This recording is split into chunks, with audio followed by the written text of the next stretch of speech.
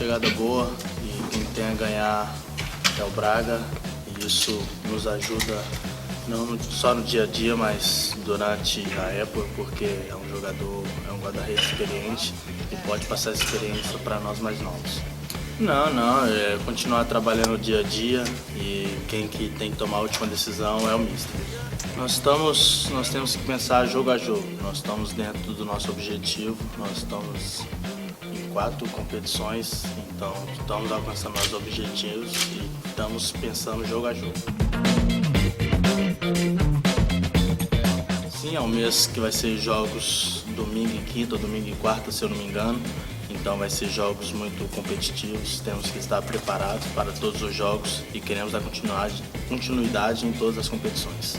Temos que continuar trabalhando, sabemos que ainda não tem nada ganho, não tem nada feito, temos que continuar trabalhando, dedicando o máximo para no final da época sim sairmos realizados.